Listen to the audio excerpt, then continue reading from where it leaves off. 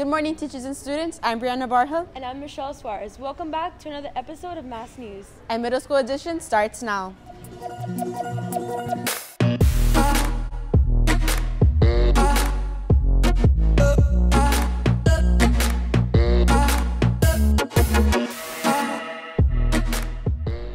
Netflix is constantly reviewing their content's popularity to see what shows they would like to renew or add another season to.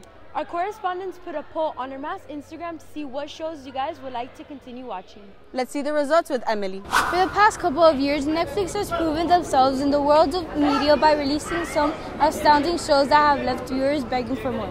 Sometimes viewers complain so much that Netflix has no choice but to add another season. Today we'll be discussing what shows Mass students believe deserve another season. Hi, I'm Emily Abreu, reporting for Entertainment News. There's no doubt that Netflix has many binge-worthy shows, but once a viewer gets hooked onto a show, they'll start craving more. Today we've interviewed some of our Mass students. Through Instagram photos and polls on Netflix shows they think deserve another season. Let's see what they think. I feel like Fuller House should get another season because they kind of left off on a cliffhanger, and I guess I really want to know what happens to Stephanie's baby, and yeah. According to our Instagram poll and post, our top hit was On My Block. On My Block is a coming-of-age story about four bright, street-savvy friends navigating their way through high school in the gritty inner city of South Central Los Angeles. Dealing with the danger of getting their friend out of a gang and friends turning into romance. Danger is constant. Another hit was Fuller House, a 2016 reboot of the Nickelodeon classic Full House. Many people voted a series of unfortunate events, but this show has sadly been confirmed as ended.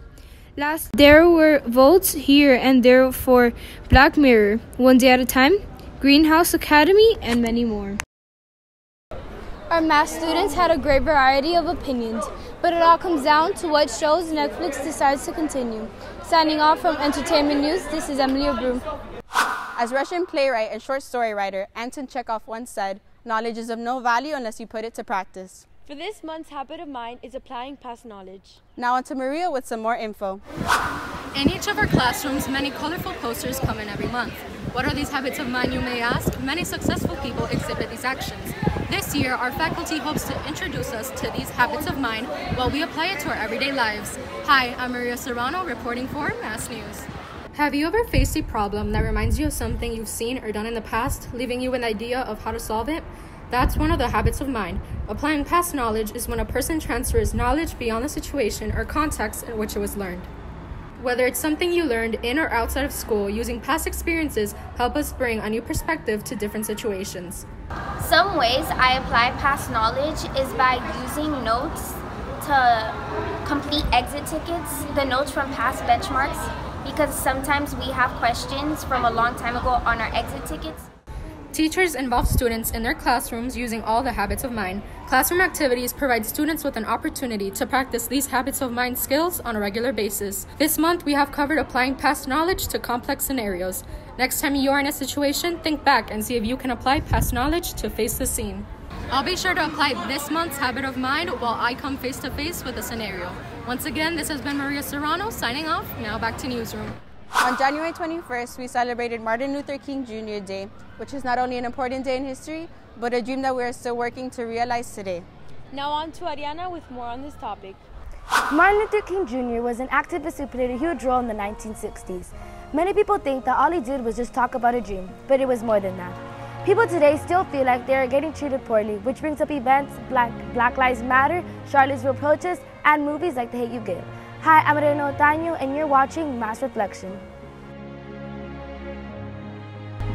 Martin Luther King Jr. knew that there was something wrong and decided to speak up about it. Along with other people, they started slowly fixing the society rules. Life, if Martin Luther King didn't speak up, would be very wrong.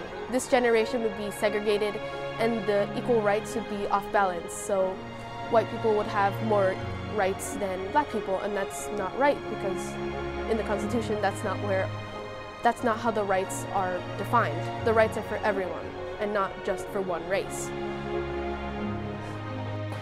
I think that Martin Luther King Jr.'s work was extremely important to the civil rights movement, not just because of the fact that he was a leader of the civil rights movement, but as a leader, he inspired so many people to go ahead and speak up on their own behalves and tell their stories, which inspired others to go ahead and march and others to stand up for their beliefs and lead other peaceful protests. And just, it led to a whole domino effect of many more people joining the civil rights movement and taking up the cause, even if it wasn't about them specifically, helping their neighbors and being allies for others.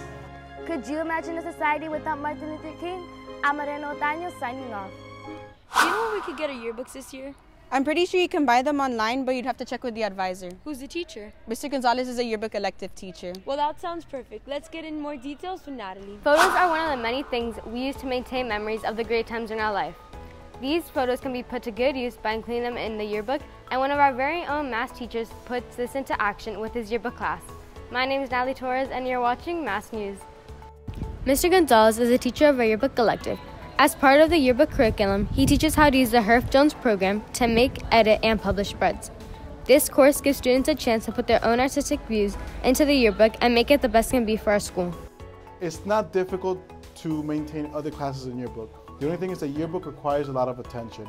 There's a lot of different aspects and areas that come into yearbook, like writing, photography, and there's a lot of after-school events in our school. So we have to make time and we have to place people to cover those events. So we have to make sure that everything is well planned and well covered. Along with yearbook, Mr. Gonzalez also teaches broadcasting classes for middle and high school. Ever since he started working here with our Mass family, he has received a lot of love and was also voted Rookie Teacher of the Year.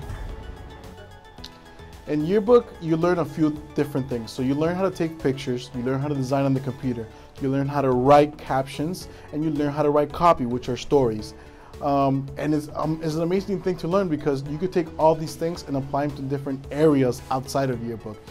The attention and hard work Mr. Gonzalez and his yearbook staff put into creating the yearbook is why it will turn out great. Don't forget to buy your yearbook at yearbookordercenter.com while it's still at $60. My name is Natalie Torres, signing off. Now back to Newsroom. Thanks for tuning in to Mass News. Make sure to go subscribe down below if you haven't already and follow us on Instagram at @mass_news. I'm Brianna Barham. And I'm Michelle Suarez, signing off.